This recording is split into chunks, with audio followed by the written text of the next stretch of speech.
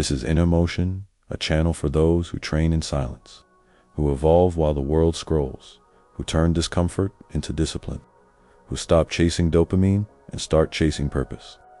If you're tired of being distracted, if you're done living soft, if you're ready to break the cycle, you're in. Dopamine is killing your potential, and the worst part, you don't even realize it. You think you're lazy, you think you lack motivation, you think you need more willpower, but what you really need is awareness. Because right now, you're not choosing your life. Dopamine is every time you reach for your phone without thinking, every time you binge another episode, every time you scroll for hours and call it rest. You're reinforcing a system that's keeping you weak. You are not undisciplined. You are chemically hijacked. This is not just a mindset problem. It's a brain chemistry war. And dopamine is winning. Dopamine is the molecule of pursuit. It was designed to push you forward, to help your ancestors survive. But in 2025, it's been weaponized. It's in every notification, every cheap snack, every viral video, every manufactured outrage, every digital pleasure drip. And here's what that means for you. It means you can no longer focus. It means you're never fully present. It means your brain only responds to stimulation, not meaning. You've been trained to chase, but never arrive. To crave, but never commit. To scroll, but never create. The more dopamine wins, the less purpose survives. And the lie society tells you is that more motivation will fix this. Just push harder, they say. Just hustle more. Just want it bad enough. But what they don't tell you is that you can't outdiscipline a hijacked nervous system. You can't build willpower on a foundation of overstimulation. You're trying to run a marathon with a fractured ankle and blaming yourself for not being fast enough. This isn't your fault, but it is your responsibility, because nobody is coming to detox your brain for you. The world doesn't reward potential. It rewards execution, and execution requires clarity, focus, consistency, all things that dopamine destroys. So what's the way out? First, you have to see the trap. Every time you choose distraction over depth, you reinforce the cage. Every time you seek the quick hit over the long-term reward, you're building a habit loop that keeps you stuck. You are training your brain to avoid boredom, to fear stillness, to hate silence. But boredom is not the enemy, it's the doorway. Stillness is where the real work begins. You want to escape the dopamine trap? Then you must relearn how to be alone with yourself. You must train your nervous system to stop chasing the next thing and start creating something real. Because here's the truth. Your potential is not lost. It's buried. Under layers of distraction, under years of dopamine conditioning, under habits you didn't choose. And every time you pause before the scroll, every time you sit with the craving, every time you choose to build, instead of binge, you're chipping away at the cage. You're breaking the pattern. You're taking your mind back. This isn't about becoming a monk. It's about becoming a creator, a warrior, a focused human in a distracted world. It's about transmuting that craving into fuel.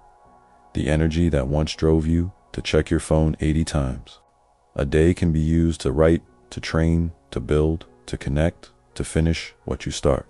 That's what they don't tell you. That discipline doesn't come from motivation. It comes from momentum. And momentum starts with one choice. Put the phone down, close the tab, sit in silence, and face the part of you that's been running. Because that version of you, the one who always checks out, who always needs a hit, who can't be bored for 2 minutes, that version is not the real you. That's the hijacked version.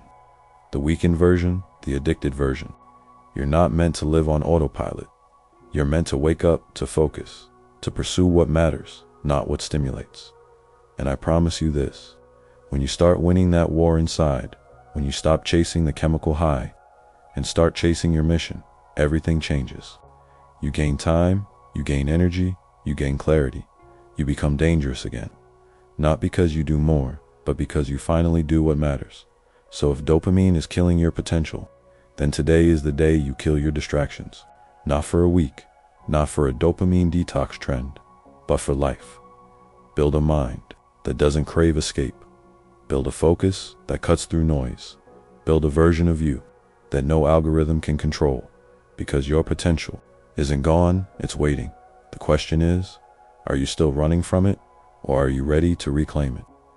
The hardest part about dopamine isn't quitting. It's confronting what it was helping you escape. Because when you take away the constant hits, you're left with your raw thoughts, your inner noise, your silence. And in that silence, your real work begins. It's not flashy, it's not viral, it's quiet, deliberate, intentional. And it's in that space that the true version of you begins to wake up. The version of you that writes the book, that starts the brand, that finishes the project, that builds something real. But you don't get there by scrolling. You get there by sacrificing comfort, moment by moment, choice by choice. You think you need more motivation, but what you need is subtraction.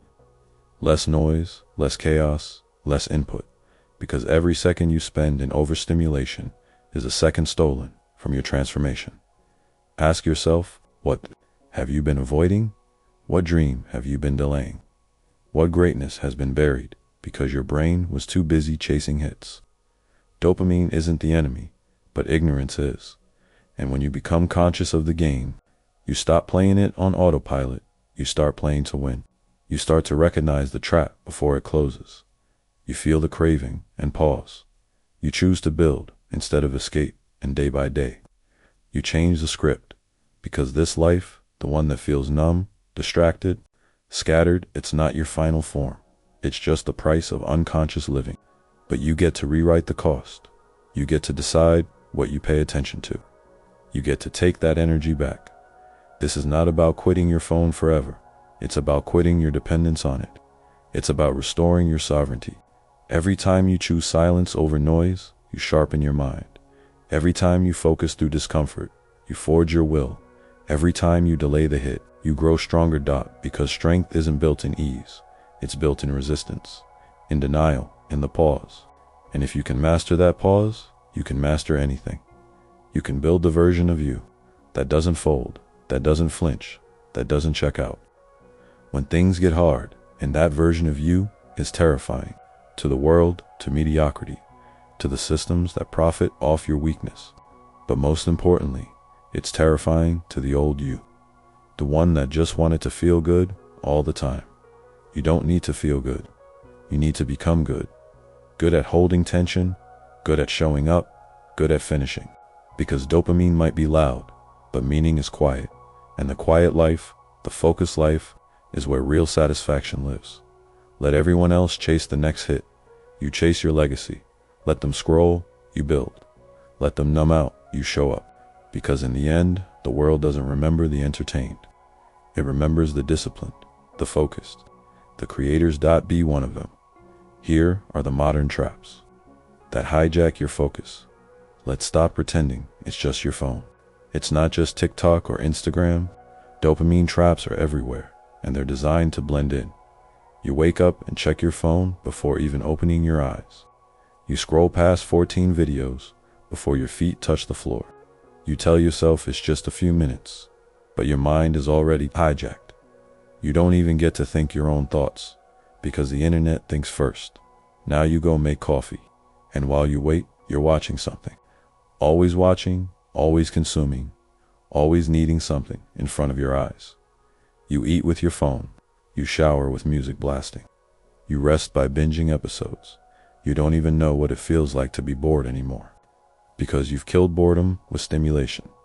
The average person touches their phone over 2,500 times per day and still says, "I don't have time."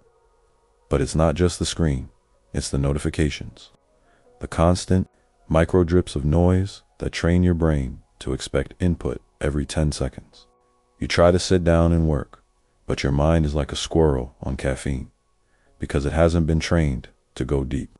It's been trained to skim, to bounce, to search for novelty, not mastery. Even your workout isn't safe. Music blasting, stats on screen, podcast playing. Your body's moving, but your mind is still sedated, still distracted, still dependent. And here's the hidden trap. Even educational content can become a dopamine loop. You read self-help books. You watch productivity videos. You consume and consume. And you feel inspired, but you don't act.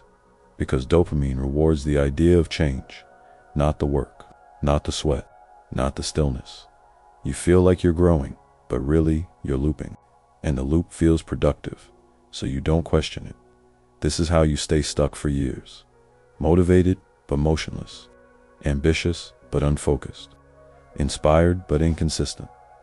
The modern world has turned distraction into a full-time job, and you are the one clocking in every time you escape.